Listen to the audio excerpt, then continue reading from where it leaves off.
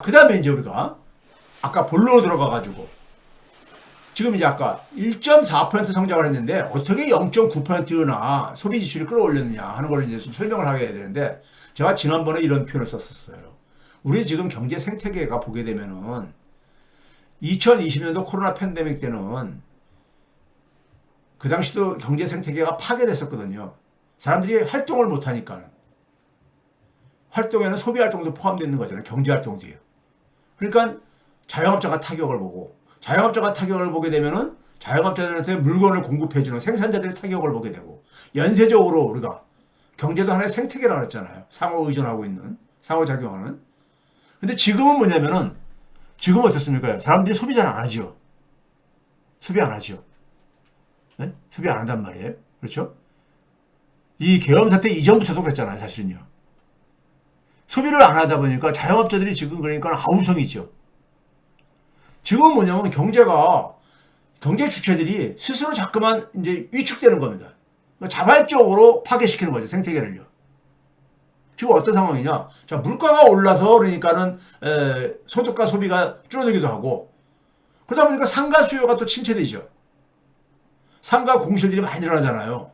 예?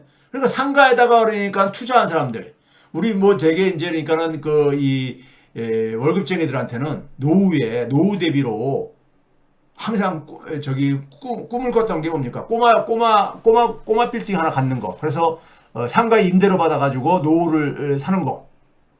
근데 이런 분들이 지금 굉장히 타격이 심하죠. 상가가 공실이 크게 증가하는 바람에요. 그렇죠? 그럼 그분들은 그거 가지고 거기서 나오는 임대료 가지고 소비를 하려 했었는데 그 임대료가 임대료를 받기는커녕 대출금 갖고 이러느라고 예? 오히려 더 그러니까는 그 관리비는 관리비는 대로 나가야 되고 오히려 그러니까 굉장히 어려울 거 아닙니까? 그분들이 그러니까 또 소비가 더 침체가 될 거라고요. 수입이 줄어들으니까요. 그게 뭐냐면 산업 경쟁력이 굉장히 약화되어 왔다는 얘기 제가 과거에 여러 번 얘기했죠. 오늘도 좀 일부 보여드릴 거지만요. 그리고 그 결과로 지금 고용 한파에 쓰고 있죠. 이런 거 이유들로 인해 가지고 소득이 둔화되니까 소비가 둔화되니까 자영업이 붕괴되고 자영업 붕괴가 상가 수요 둔화로 이어지고 상가 수요 둔화가 부동산 건설업 타격을 입히고 다시 또 소득 소비를 또 악화시키고 그 다음에 부동산 건설업의 후방 연관 산업들인 이런 철강 산업이라든가 시멘트, 레미콘도 굉장히 안 좋다고 그러잖아요. 이게 또 고용 한파로 이어지게 되고 이쪽에서 그러니까요. 이런 지금 악순환 고리가 지금 작동하고 있다는 얘기를 제가 그동안 얘기를 했었잖아요. 예? 얘기했었는데 자 앞에서 보여드렸던 겁니다. 다시 한번요. 윤석열 때 어떻게 가계소비 증가율이 저렇게 높으냐 이거잖아요. 자 그런데 우리가 제가 이거 보여드렸잖아요. 지금 있잖아요. 역대 지금 이런 통계를 제가 본 적이 없어요. 공부를 하면서요. 11분기째 소매 판매가 감소하고 있어요. 11분기라는 얘기는 1년이 4분기잖아요. 3년째 감소하고 있다는 얘기예요. 지금 이 추세로 가게 되면 4년째 반등도 장담할 수 없습니다. 이게인데 2년 이상 이렇게 계속 연속해서 감소하기가 쉽지가 않아요. 외환위기 때도 5분기 때부터 반등을 했어요. 글로벌 금융위기 때도 마찬가지고요. 코로나 팬데믹 때도 마찬가지고. 왜 그러냐? 이게 한번 감소한 상태 속에서 또 감소하기가 굉장히 힘들거든요.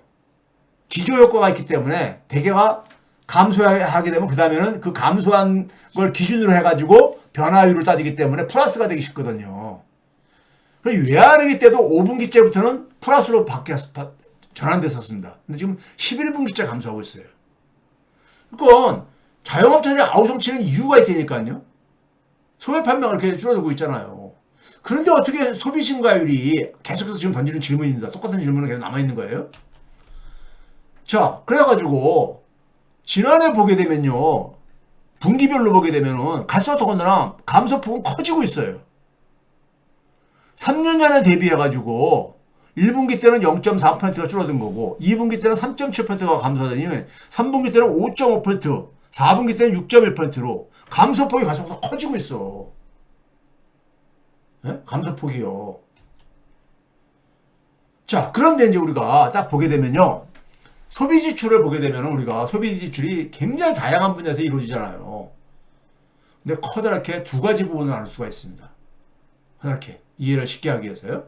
하나는 뭡니까요? 쉽게 얘기해서 우리가 의식주, 먹고 입고 하는 이런 것들. 소위 말해서 소모성 소비 지출이죠. 예? 식료품, 음료수, 주류, 담배, 옷, 신발. 그 다음에 이제 우리가 이제 외식하는 거. 그 다음에 우리가 생활하는데 필요한 가사용품들. 그 다음에 우리가 미용실 가서 우리가 하는 헤어 서비스 받는 거. 이런 것들. 이런 소모성 소비 지출이 있고요. 반면에 우리가 필수 소비 지출이 있죠. 되게 어떤 것들입니까요? 우리 전기 안 쓸 수 없잖아요. 가스 안 쓸 수 없잖아요. 수도 안 쓸 수 없잖아요. 주거비 안 낼 수 없잖아요. 임대료요. 예? 버스료, 지하철 요금 안 쓸 수 없잖아요.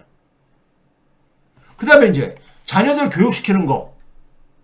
내 용돈, 부모들이 자기 용돈 줄이고 자기 옷 사 입는 거 줄이더라도 자녀 교육은 가능하나 자녀 교육은 줄이더라도 마지막에 줄이죠.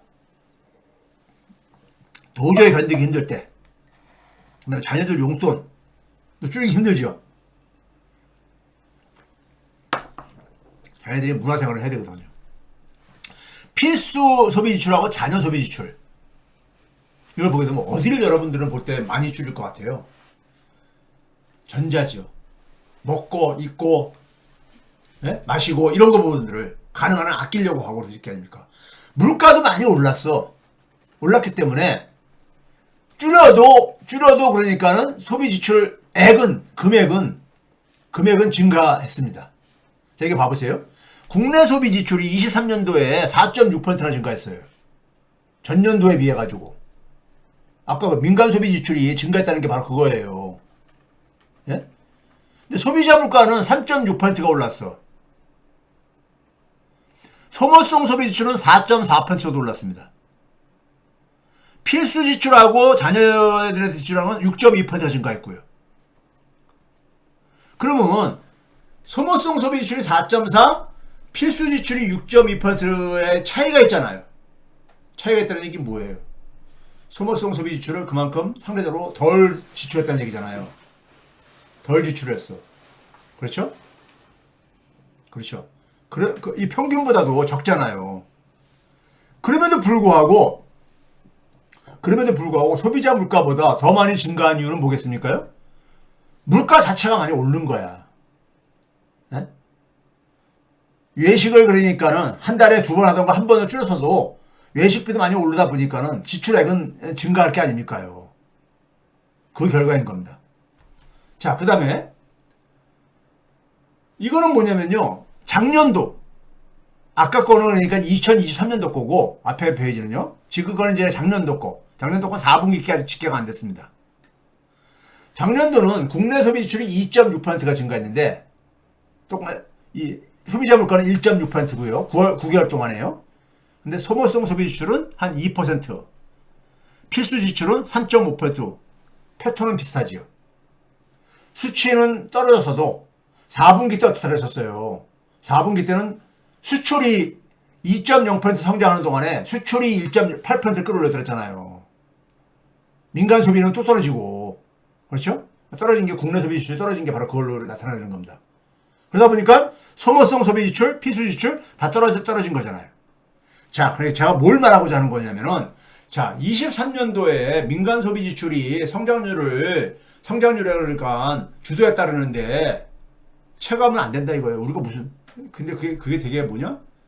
물가가 올라가가지고 필수 소비 지출은 줄이지 못하는 상황 속에서 가격이 올라가가지고 큰 폭으로 증가한 거고, 가격이 올라가가지고 소모성 소비 지출도 가격 증가로 올라가긴 했지만은 가능한 한 그 부분을 가게들은 최대한 줄였다는 얘기죠. 줄여서 대응을 했다는 얘기인 거예요. 근데 물가가 오르다 보니까는 전체 지출액은 안 줄어든 것처럼 보이는 거예요. 네? 예를 들어서 그러니까 우리가 짜장면 이러니까 5,000원 하다가 8,000원을 냈어. 한 그릇 먹는 건 똑같은데, 네? 예를 들어서 그러니까 다섯 그릇을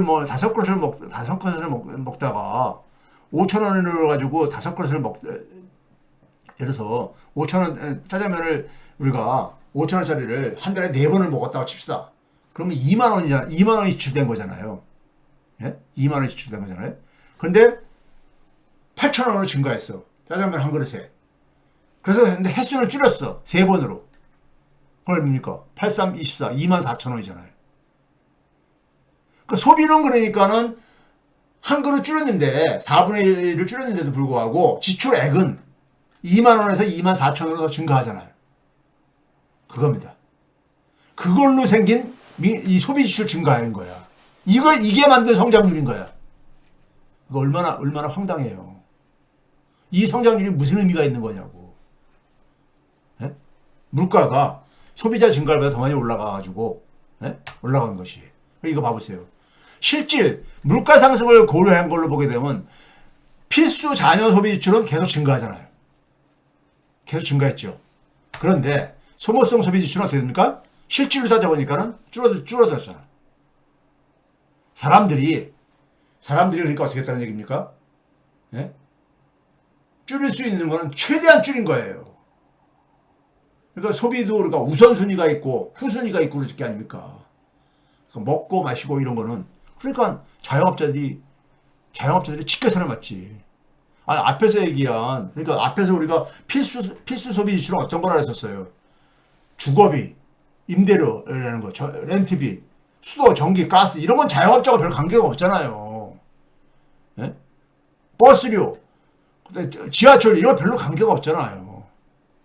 대부분이니까. 그렇죠?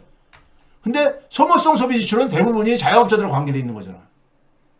이게 줄어들었다고 이거는. 이거 줄인 거야. 왜? 물가가 오르니까는 소득이 줄어들어가지고 앞에서 봤듯이 실질 소득이 줄어들다 보니까는 실질 소득이 줄어들으니까 거기에 생존하기 위해서는 그러니까는 소모성 소비 지출을 줄일 수밖에 없었던 거예요. 그러니까는 민간 소비 지출이 성장률을 끌어올렸어? 이게 체감이 안 되는 거지. 이게 의미가 없는 거지 이게. 23년도에 성장률 1.4% 중에서 0.9%를 민간 소비 지출이 만들어냈어. 이거를 누가 공감을 할 수 있겠냐고.